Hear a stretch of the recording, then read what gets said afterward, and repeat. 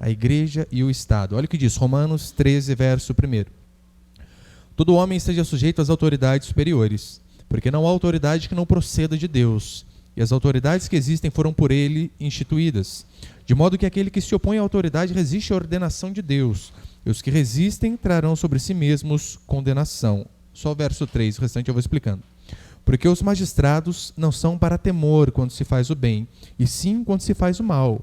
Queres tu não temer a autoridade? Faz o bem e terás louvor dela. Só até aí tá bom, o restante eu vou explicando.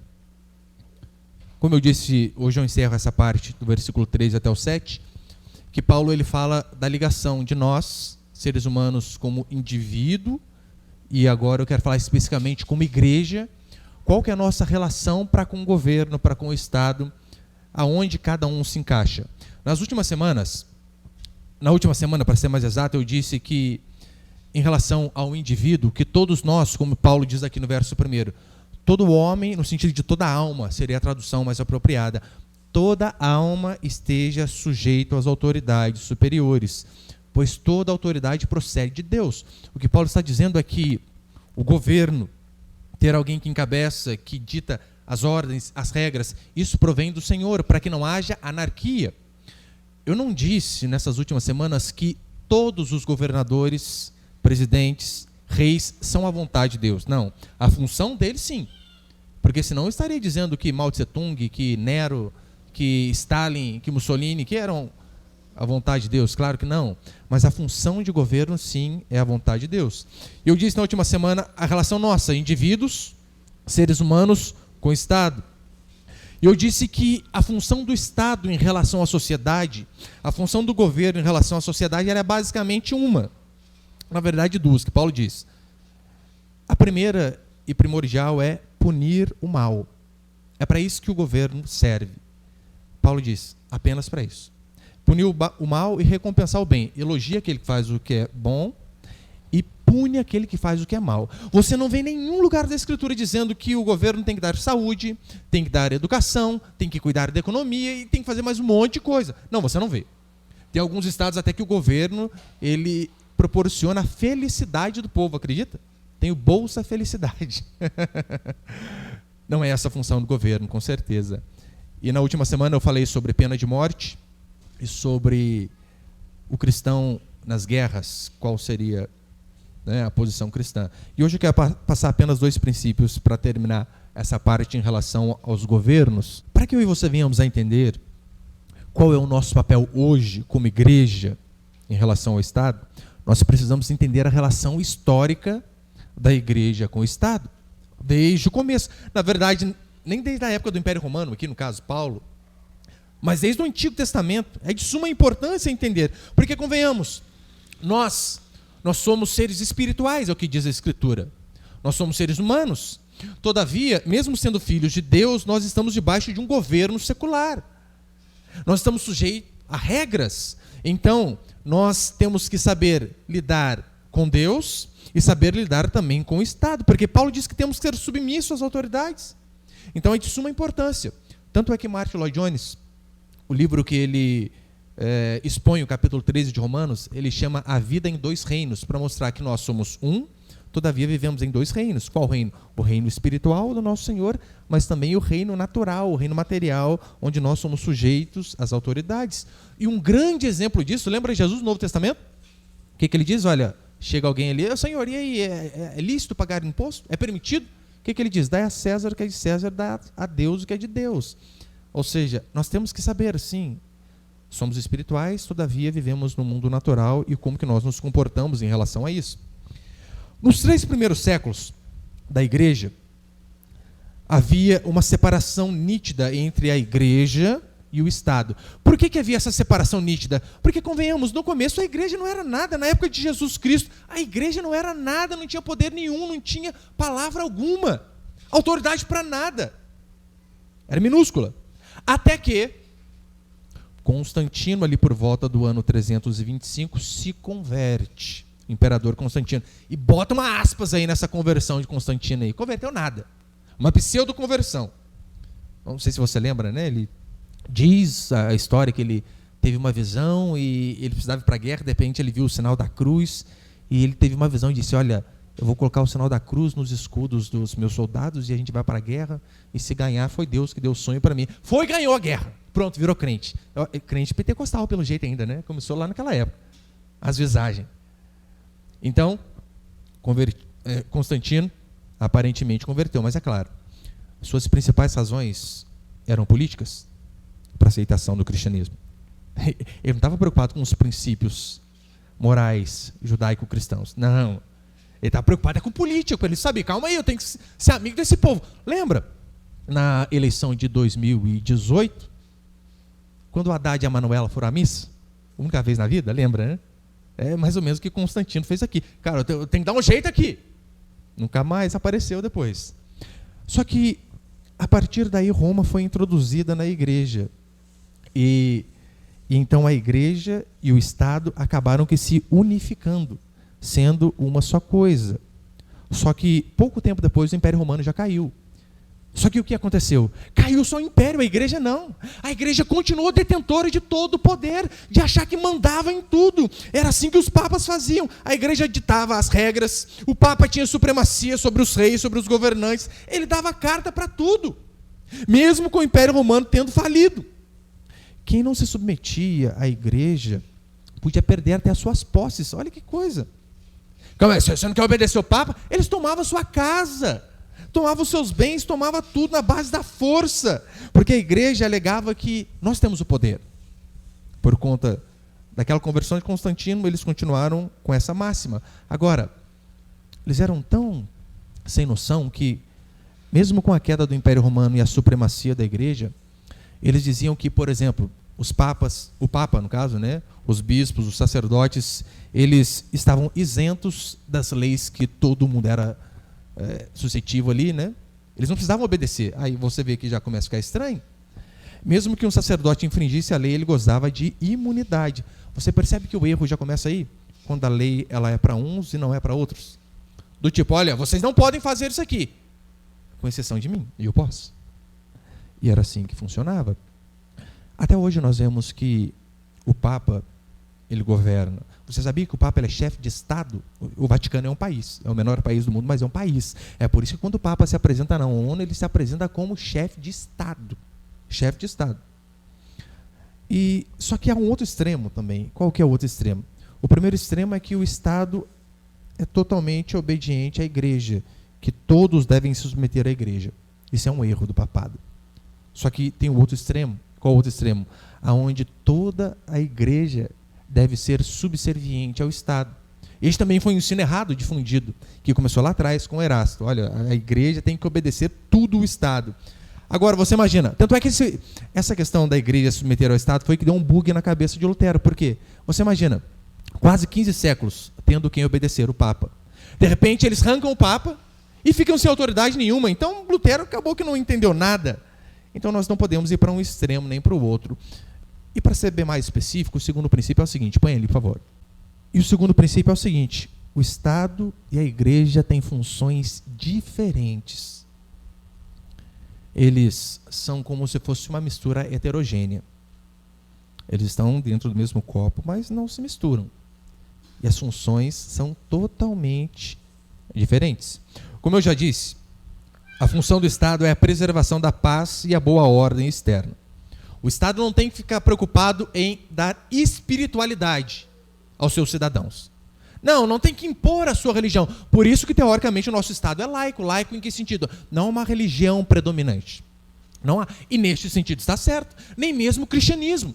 Uma vez perguntaram para mim, acho que colocaram, se eu não me engano, umas crianças fazendo oração antes de começar a aula, e estava um movimento para que aquilo fosse obrigatório nas escolas do governo. E perguntaram para mim, olha pastor, que bênção, o senhor é a favor? Eu disse, não. Calma aí pastor, o senhor é contra a oração na escola? Sim. De forma compulsória, obrigatória? Claro que sim. Não podemos impor. Coloque lá, olha, vai ter oração, isso aqui é facultativo. Quem quiser participa, quem não quiser não participa. Porque senão nós caímos no outro extremo, isso é errado também, com certeza.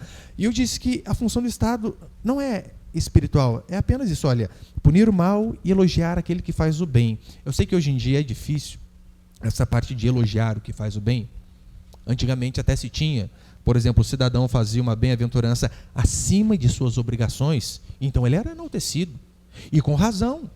Em público ali ele era elogiado. Não estou dizendo de fazer aquilo que todos nós devemos fazer. Hoje em dia, o que dá manchete no jornal?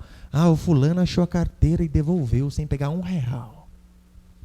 Nossa, dá até chuva de glitter pro cara, né? Como pode, gente? Não, isso não é novidade, isso é o que todos temos que fazer. Agora, quando o cidadão ele vai além, cabe ao Estado, sim, recompensar. Em muitos casos, sabe como funcionava? Era com dinheiro mesmo. Hoje em dia, infelizmente, o ser humano ele só é enaltecido pelo Estado quando ele morre. É a professora que salva não sei quantas crianças lá do fogo na escola. Daí sim, virar nome de rua. Mas por que nós não fazemos o bem quando a pessoa ainda está viva? É assim que se deve fazer. Agora, o Estado ele não deve interferir jamais na vida da igreja. O governo ele não tem autoridade de chegar aqui e dizer assim, olha, a partir de hoje eu não quero que vocês pregam assim. É esta doutrina aqui que vocês vão pregar. Não, isso não pode. Isso é o que Paulo diz. O Estado não deve interferir na igreja. Isso é que historicamente sempre acreditou. Por exemplo, a Confissão de Fé de Westminster, que é a confissão de fé que nós seguimos como igreja reformada, no capítulo 23, eu coloquei ali? No capítulo 23, ali no inciso 3º, ela deixa bem claro, eu coloquei só um trechinho. Diz assim, os magistrados civis, magistrados são as autoridades civis, governadores e por aí vai. Os magistrados civis não podem tomar sobre si a administração da palavra e dos sacramentos ou o poder das chaves do reino do céu, nem de modo algum intervir em matéria de fé. Exatamente desta forma que nós acreditamos. O governo, o magistrado civil, eles não podem de forma alguma intervir na igreja. Historicamente sempre foi assim que se acreditou. O Estado não pode ficar dando palpite em relação de assuntos espirituais. Por quê? Porque eles não entendem bolhufas. Então não devem. Andrew Melville foi um homem discípulo de John Knox, da Escócia, e certa feita ele escreveu uma carta para o rei Tiago VI, que era o rei da Escócia. Porque o rei estava dando muito palpite na igreja. Não é que o Bolsonaro quer ficar falando o que eu tenho que pregar. Vai cuidar do seu governo, rapaz. Aqui quem manda sou eu. Ou melhor, a Bíblia, claro. Então, Andrew Melville, ele escreveu só um trechinho. A seguinte carta ao rei Tiago. O rei estava querendo se intrometer muito na igreja. Ele disse assim, tem ali? Tem, né? Senhor, sempre prestamos reverência humildemente à vossa majestade. Isso aqui é o protocolo, né? Está falando com o rei, você vai falar de que jeito? Já é. Claro que não. Senhor, sempre prestaremos reverência humildemente à vossa majestade. Se não te for dita a verdade, não te for dado um fiel conselho, devemos desincumbir-nos do nosso dever. Ou do contrário, estaremos traindo a Cristo e a ti. Ou seja, o que ele diz é o seguinte, olha, rei, cabe a nós dar conselhos corretos a ti. Senão, do contrário, estaremos traindo o Senhor e também o nosso Cristo, porque estamos fazendo o que é errado. Daí ele diz, portanto, Senhor, como eu já disse diversas vezes a ti, há 2 reis e 2 reinos na Escócia. Há o rei Tiago, o chefe desta comunidade, e há Cristo Jesus, o rei da igreja, de quem o rei Tiago VI é súdito, e de cujo reino ele não é rei, nem senhor, nem chefe, mas um membro. Traduzindo, cada um no seu quadrado, rei. O Senhor manda no Estado. Agora, na igreja do Senhor Jesus, o Senhor não vai dar palpite de forma alguma. Portanto, o Estado não tem que, de forma nenhuma, interferir. Só que, é claro, a igreja também não tem que ficar interferindo no Estado. A não ser, né, de forma exemplar, sendo você lá um bom trabalhador, honesto, um bom político, quanto isso, não há problema nenhum. Agora, para encerrar de forma mais prática, em relação à Escritura, você devemos fazer a seguinte pergunta. Onde na Escritura fala da relação Estado e igreja? Você não vai ver. No Novo Testamento, principalmente, você não vê. Você vê algumas passagens, por exemplo, como de Romanos, que nós lemos, como de Timóteo e como de Pedro, dizendo da relação do indivíduo com o Estado. Mas da igreja em relação ao Estado, o único parâmetro que nós temos para comparação é o Antigo Testamento. É lá que nós vamos achar comparação. E você vai ver, a única comparação que o Antigo Testamento faz é sacerdote e rei. E mesmo assim ele diz, sendo um só povo, funções diferentes. Um é sacerdote, um é rei. Um não pode interferir no outro. E o que nós observamos de fato é isso. Há uma distinção ali. E você vê vezes como, por exemplo, não sei se você lembra daquele episódio quando Saul, ele quis tomar para si a função que não era dele. Ele era rei, ele não podia oferecer sacrifícios. Isso era a função do sacerdote, no caso era Samuel. Só que daí estava demorando muito. Sabe o que Saul fez? Não, vou dar um jeitinho, deixa que eu faça a função do sacerdote. Ou seja, um rei saindo da casinha e tomando a função de sacerdote, coisa que não era dele. Diz a Escritura que ele foi severamente punido, porque Deus falou assim, olha, rei é rei, sacerdote é sacerdote. E como eu falei, no Novo Testamento nós vemos Jesus dizendo, né, dai a César o que é de César, dai a Deus o que é de Deus. Portanto, não há, meu irmão, lugar com base bíblica para igreja estatal, como tem em alguns países. Em alguns países, a igreja do Estado, a igreja patrocinada pelo Estado. É o Estado que, inclusive, paga o salário do pastor. Você imagina, se fosse assim no Brasil? Se o governo pagasse o meu salário, ele ia determinar aquilo que eu falo. Aquilo que eu posso ou aquilo que eu não posso dizer, ou qualquer outro pastor, e é claro que isso é errado. Agora, quais seriam de fato as implicações práticas desse ensino na minha e na sua vida? Significa que cristão ele não tem que se envolver de forma alguma com assuntos de política? Absolutamente não. Como eu já disse, nós como indivíduos, nós temos que ser ativos em todas as áreas. Você não apenas tem que ser um bom cristão aqui dentro deste salão, meu irmão. Aqui é fácil. O que a Escritura diz que nós temos que ser luz é onde? É justamente onde há trevas. Você ser crente só no meio do povo que é crente, não adianta nada.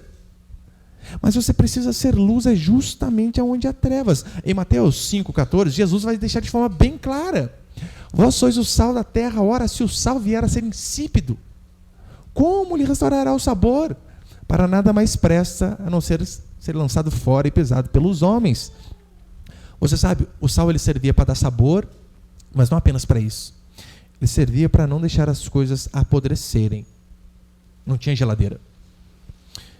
E a analogia que Jesus Cristo faz é, olha, o cristão, na sociedade, ele tem que ser como sal, para que não se apodreça. Eu lembro de um deputado, ele foi questionado, e olha, você tem não sei quantos anos aí de parlamento, e apenas 2 projetos aprovados. Ele disse assim, eu tenho 2 projetos aprovados, mas tem um tanto de outros projetos que eu ajudei a desaprovar, a não passar, por conta dos princípios cristãos. Você consegue ver como é possível sim sermos sal, não deixar com que as coisas se apodreçam? Agora, como igreja, a minha e a sua função, quero deixar bem claro isso, não é apenas função minha como pastor, a minha e a sua função, diz a Escritura, é pregar o Evangelho. Eu não estou dizendo que todos irão pregar de púlpito, mas todos nós fomos chamados sim para falar aquilo que nós conhecemos da verdade do Senhor. Em Romanos capítulo 10, já estou encerrando, olha o que Paulo vai dizer. Porque todo aquele que invocar o nome do Senhor será salvo. Esta é a máxima do Evangelho. Aquele que invocar o Senhor. E quem que invoca? Aqui invocar não é no sentido, né? Eu aceito Jesus. Você quer aceitar Jesus, dá um passo à frente aqui, né? Não, não é isso. Invocar aqui é no sentido, né, de clamar, gritar. É aquela pessoa que está se afogando e de repente ela se vê em um total desespero, que ela vê apenas uma possibilidade, talvez um salva-vida que está perto. Então ela começa a gritar com todas as forças, me ajuda, me ajuda, me ajuda. Esse é o sentido de invocar. E o que a Escritura diz é que aquele que invocar o nome do Senhor será salvo. Mas como que a pessoa invoca? Paulo continua dizendo, como porém invocarão aquele em quem não creram? Mas calma aí, se elas não conhecem, como elas vão invocar? E como crerão naquele de quem nada ouviram? E como ouvirão se não há quem pregue? E como pregarão se não forem enviados? Como está escrito, quão formosos são os pés dos que anunciam coisas boas. Consegue ver Paulo aqui? Como as pessoas vão invocar? Se elas não conhecem, se elas não creem. Nós precisamos apresentar o Evangelho. Nós precisamos apresentar a Jesus Cristo para as pessoas. E deixando bem claro, isso é uma função de todos. Levar o Evangelho. Falar a respeito do pecado. Falar da necessidade de um Salvador para todas as pessoas, porque não se iluda. Há pessoas, talvez lá da sua família, que elas jamais virão a um lugar de culto como este, ouvir o pastor, se não for através de você ir lá. É por isso que hoje em dia nós temos que usar todos os meios possíveis. Falar, WhatsApp, Facebook, mas põe as pessoas precisam ouvir.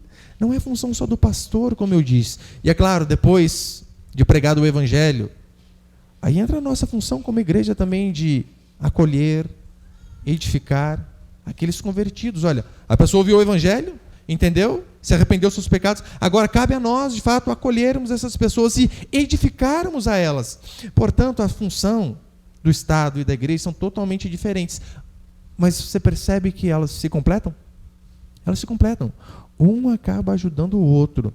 Falar de política não tem nada a ver, né? Às vezes você pensa assim, pastor, mas quer dizer então que a igreja não pode falar de política. Isso é um absurdo.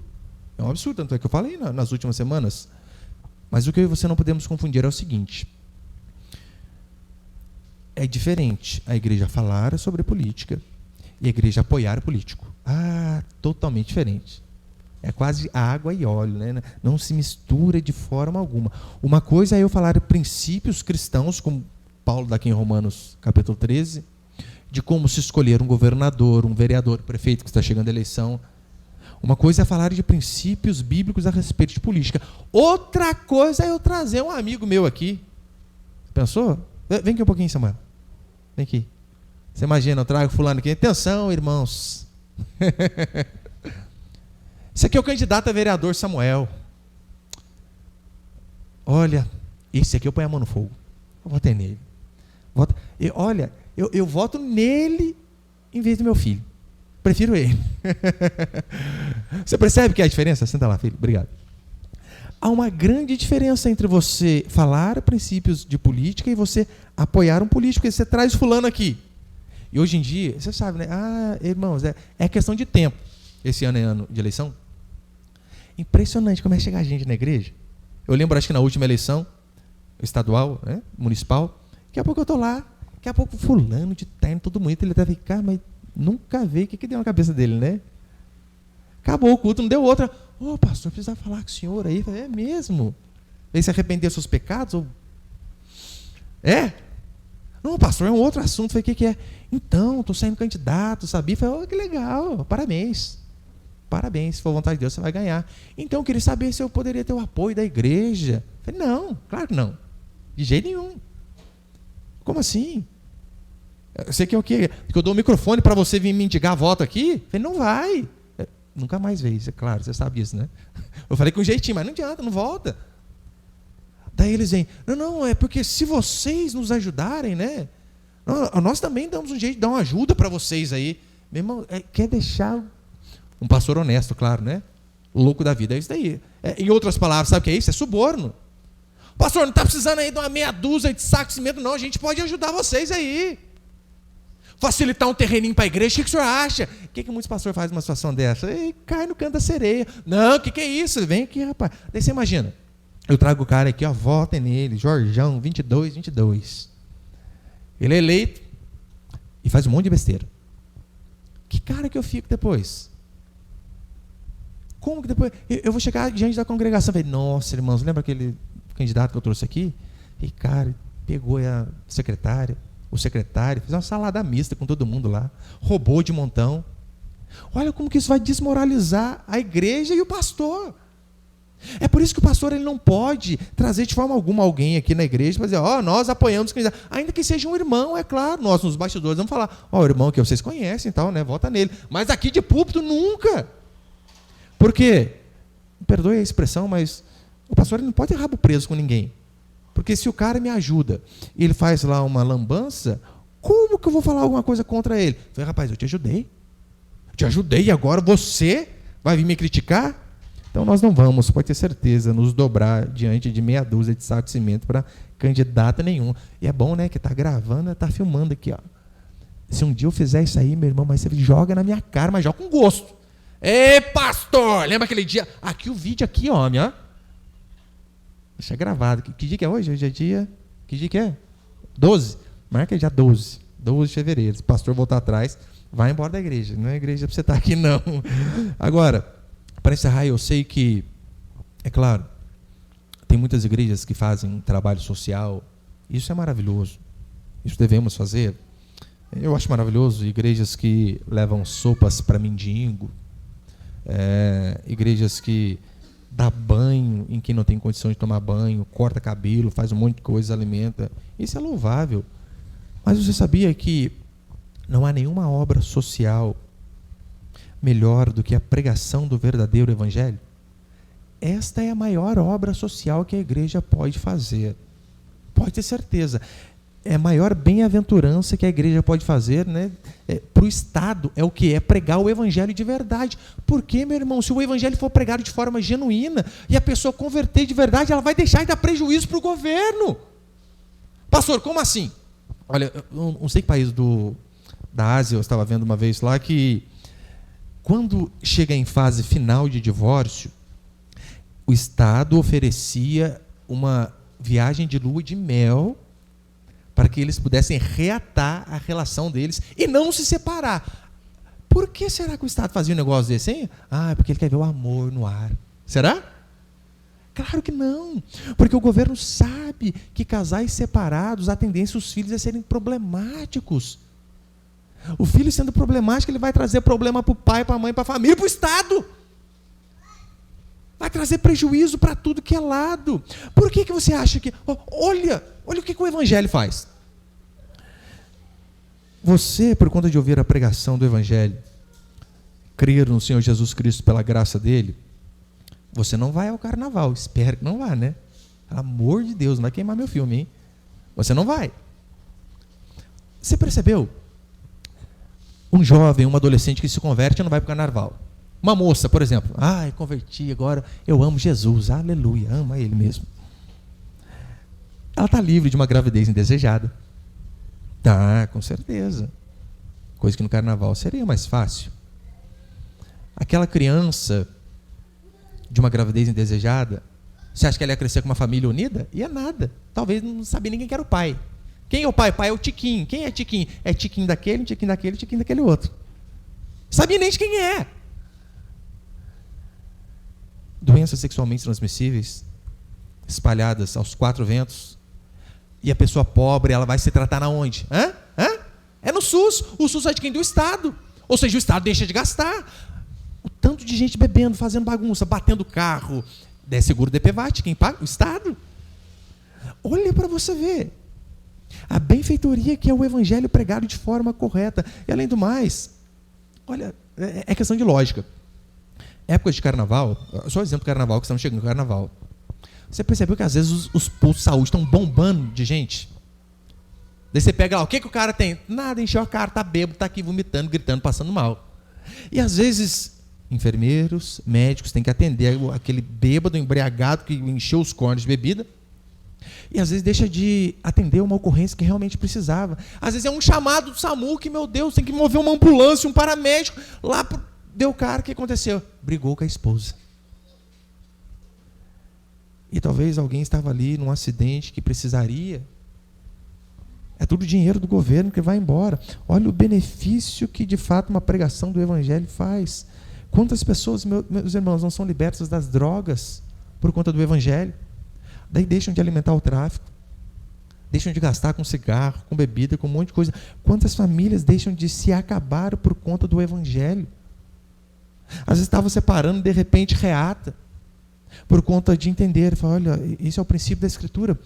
Você consegue ver como, por mais que nós temos funções diferentes, a igreja e o Estado, olha como, né, o Estado faz a sua parte, que é o quê? Liberdade de expressão para pregarmos aquilo que acreditamos. O Estado fazendo a parte dele, que nos ajuda, diferentemente, por exemplo, tenta fazer isso aqui que eu estou fazendo lá na Coreia. Vai lá para você ver. Tenta fazer isso aqui lá no Oriente, lá. Você abre a Bíblia, se você conseguir entrar com a Bíblia, acabou, você já era. Morreu.